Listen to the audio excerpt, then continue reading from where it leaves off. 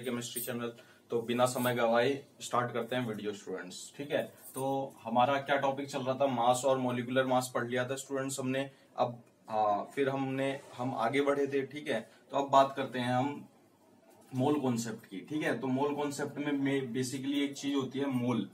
पहले क्वेश्चन ये पुट होता है मोल किसको कहते हैं। मोल क्या होता है बेटा, मोल ये होता है कि वन मोल कंटेन्स, चाहे वन मोल ऑफ कोई भी हो, वन मोल ऑफ एटम हो, वन मोल ऑफ मॉलिक्यूल हो। ठीक है, तो वन मोल में कितने होते हैं, वन पॉइंट कितना होता है बेटा, कितने एटम्स पाए जाते हैं वन मोल में, 6.022 इंटू 10⁻23 एटम्स होते हैं। ठीक हो गया बेटा।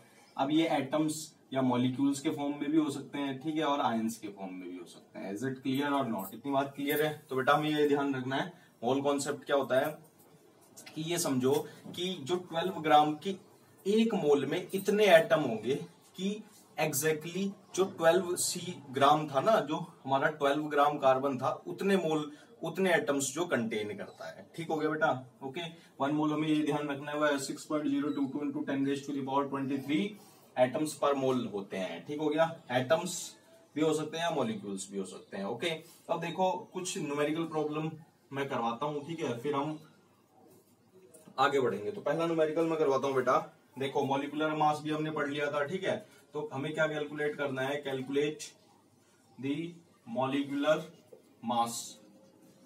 ठीक है बेटा, मास ऑफ ग्लूकोज, किसका बेटा, ग्लूकोज का हमें मॉलिक्यूलर मास कैलकुलेट करना है। तो मॉलिक्यूलर मास पहले हमें पता होना चाहिए, फॉर्मूला क्या होता है, ग्लूकोज का होता है C6H12O6। ठीक हो गया बेटा, ये ग्लूकोज का फॉर्मूला होता है। देखो एक कार्बन का वेट कितना होता है, 12, ठीक है, 12U होता है, तो 6 है, 6 इंटू 12 हो गया, प्लस हाइड्रोजन का 1 होता है, 1 इंटू 12, प्लस ऑक्सीजन का 16 होता है, 16 इंटू 6। ठीक हो गया, ये सारे किसमें होंगे, यूनिफाइड में। ठीक हो गया, यूनिफाइड मास बताया था 12×6 = 72 होते हैं, प्लस 12, ओके, 16×6 = 96।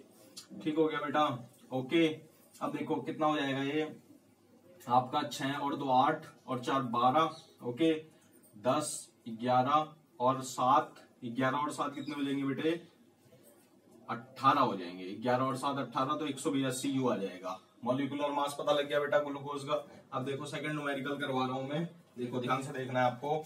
देखो एक कंपाउंड है, अब देखो यहाँ पर ना एम्पेरिकल फॉर्मूले वाले क्वेश्चन करवा रहा हूँ। देखो इसको पहले अच्छे से रब कर देता हूँ, फिर करवाता हूँ बेटा। ओके, तो देखो आप,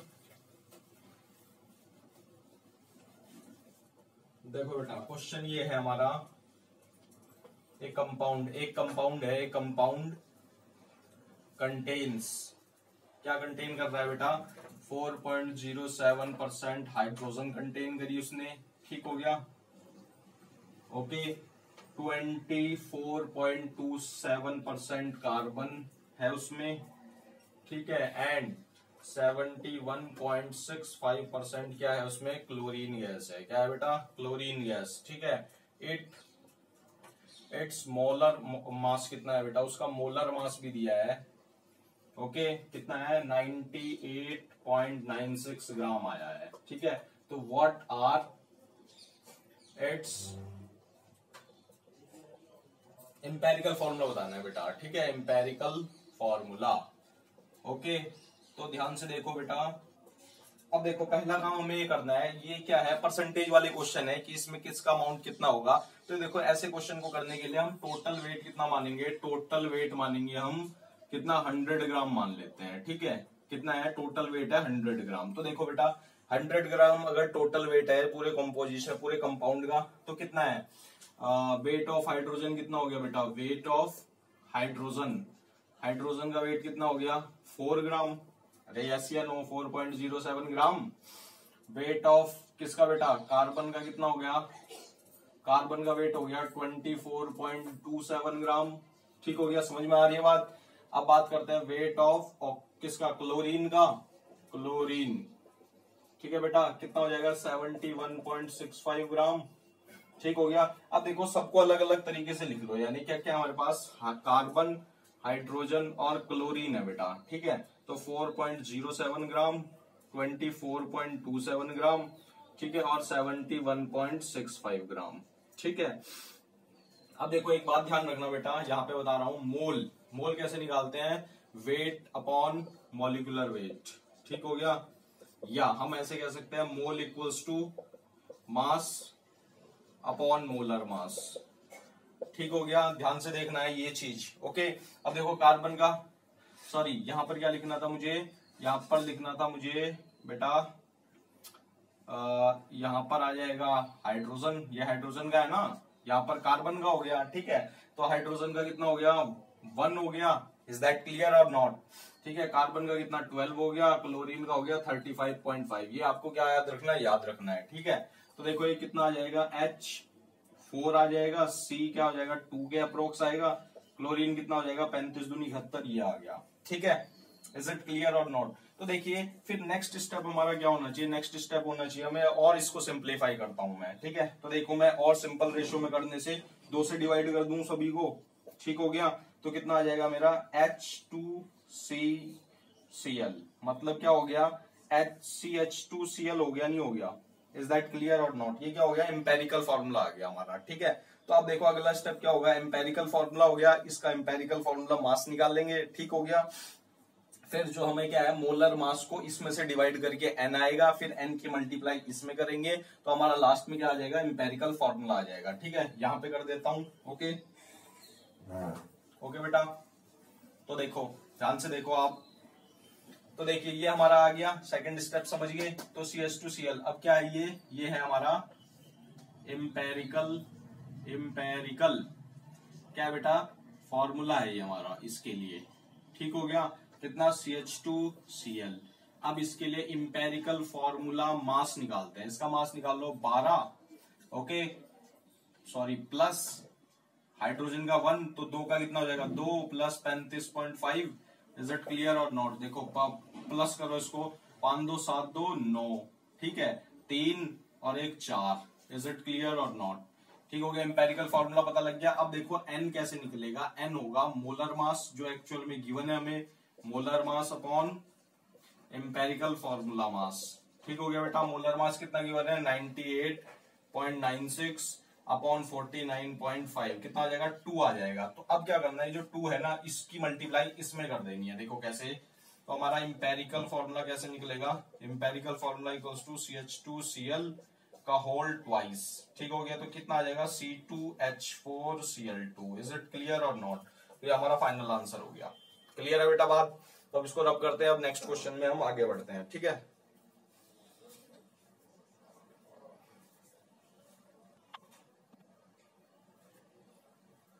हाँ तो देखो स्टूडेंट्स, आगे बढ़ने से पहले मैं कुछ टर्म्स बता देता हूं आपको, कंसंट्रेशन के टर्म्स। तो क्या है कंसंट्रेशन टर्म्स, ओके बेटा।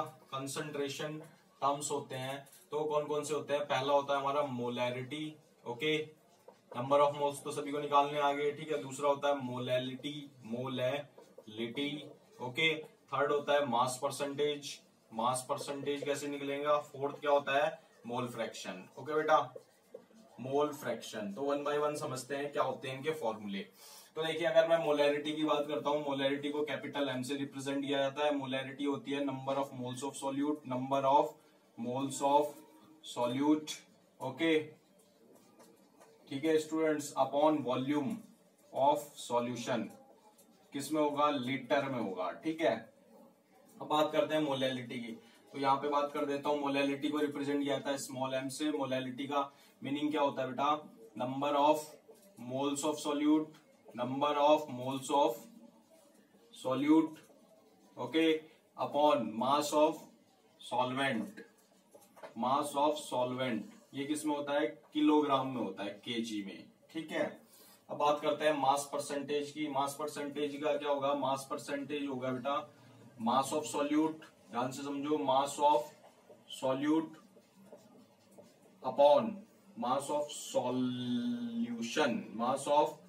सॉल्यूशन, ठीक हो गया। यानी ये कह सकते हो टोटल मास इनटू 100, ठीक हो गया। अब बात करते हैं मोल फ्रैक्शन की। तो मोल फ्रैक्शन कैसे निकलता है, मोल फ्रैक्शन को रिप्रेजेंट किया जाता है x से, ठीक है। मोल फ्रैक्शन की बात करता हूं तो क्या हो जाएगा, number of moles of A, number of moles of A कह दो या आई के, ठीक हो गया। Number of moles of ith component, okay, upon total number of moles, total number of moles, और वो भी उनका क्या समेशन। ठीक हो गया। अब मान लो जैसे मेरे पास Na मोल है, एक मेरे पास कोई गैस है उसके नंबर ऑफ मोल्स A है और एक दूसरी गैस है उसके नंबर ऑफ मोल्स B हैं। ठीक हो गया। तो अब देखो अगर मोल फ्रैक्शन A की बात करता हूं मैं तो X से कैसे निकलेगा, X से हो जाएगा number of moles of A upon total number of moles Na plus NB। Is it clear और नॉट। अब देखो ऐसे ही XB निकालना है मुझे, मतलब मोल फ्रैक्शन निकालना है B गैस का, तो कैसे करूंगा, number of moles of B upon total number of moles यानी Na प्लस NB। ठीक हो गया स्टूडेंट्स। तो हमने कुछ फॉर्मूले करे, अब फिर दोबारा क्वेश्चंस पे आते हैं। ओके, तो इसको रब करता हूं मैं। ठीक है,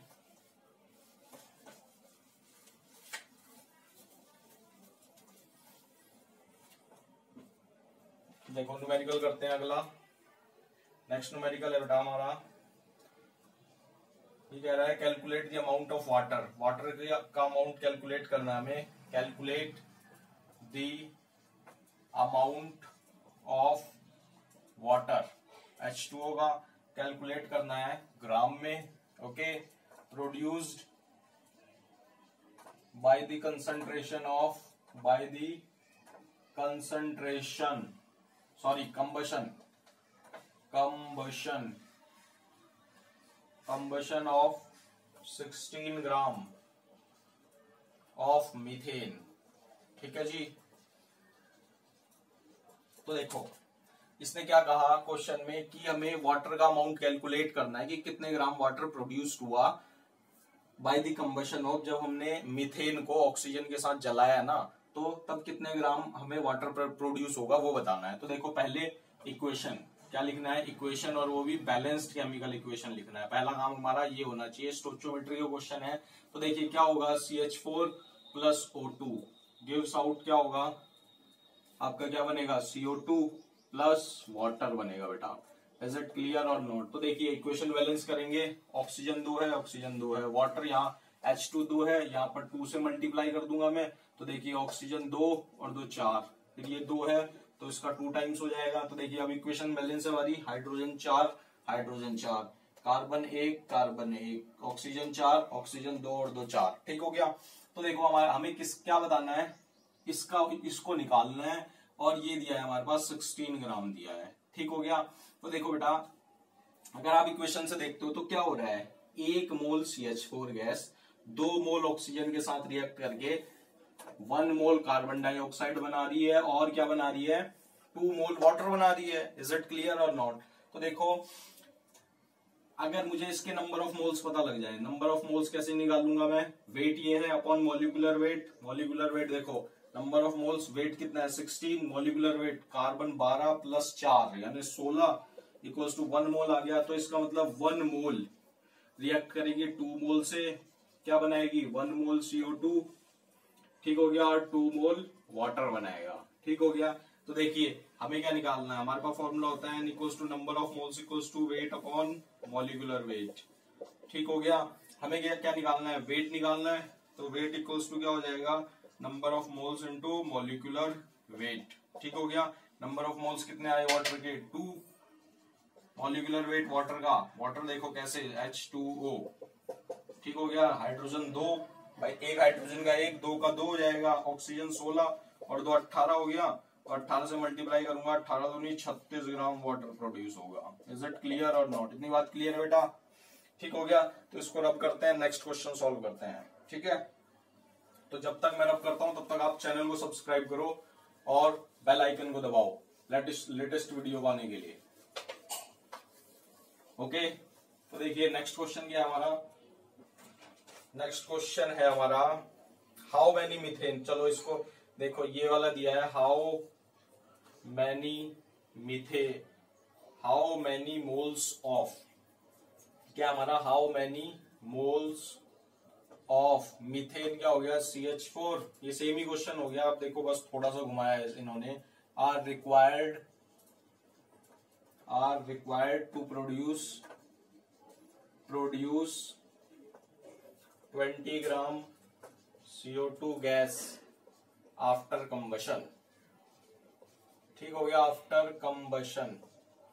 तो देखो बेसिकली इसमें क्या कहा है, देखो ध्यान से समझो, CH4 के मोल्स निकालने हैं, किसके मोल्स निकालने हैं, CH4 के मोल्स निकालने हैं, जिससे क्या हुई 22 ग्राम प्रोड्यूस हुई CO2। तो वही केमिकल इक्वेशन लिखेंगे, CH4 प्लस क्या, ऑक्सीजन, 2 टाइम्स ऑक्सीजन करेंगे, क्या बनेगा, CO2 प्लस 2 टाइम्स वाटर, ठीक हो गया। अब इसका अमाउंट दिया है यानी 22 ग्राम CO2, ठीक हो गया। निकालना क्या है हमें, इसके नंबर ऑफ मोल्स निकालने हैं, नंबर ऑफ मोल्स।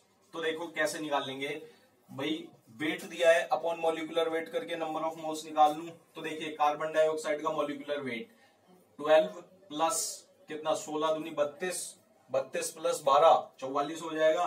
तो इसका मतलब क्या हो जाएगा, हाफ, यानी 0.5 मोल। भाई 0.5 मोल बने होंगे और कितना, इसका 2 टाइम्स यानी 0.5 मोल्स कार्बन डाइऑक्साइड के बने होंगे और 1 मोल बना होगा वाटर। तो वो किसके रिएक्शन से बना होगा, यानी हाफ मोल जब CH4 रिएक्ट करी होगी 1 मोल ऑफ O2 के साथ। तो नंबर ऑफ मोल्स पता लग गए CH4 के, मल्टीप्लाई, जब मैं इसके मॉलिक्यूलर वेट से मल्टीप्लाई कर दूंगा तो मेरे पास क्या आ जाएगा, वेट आ जाएगा। का CH4 का मॉलिक्यूलर वेट कितना होता है, कार्बन 12, 12 प्लस 4 16, तो 16 पंजे 80 यानी 8 ग्राम हो गया। इज इट क्लियर और नॉट, इतनी बात क्लियर है बेटा, ठीक हो गया। अब नेक्स्ट क्वेश्चन हम आगे बढ़ते हैं, समझ में आ रहे हैं नहीं आ रहे हैं, ठीक है। तो देखो अगले में क्या कहता है, ये देखो बहुत अच्छा क्वेश्चन है, सॉल्यूशन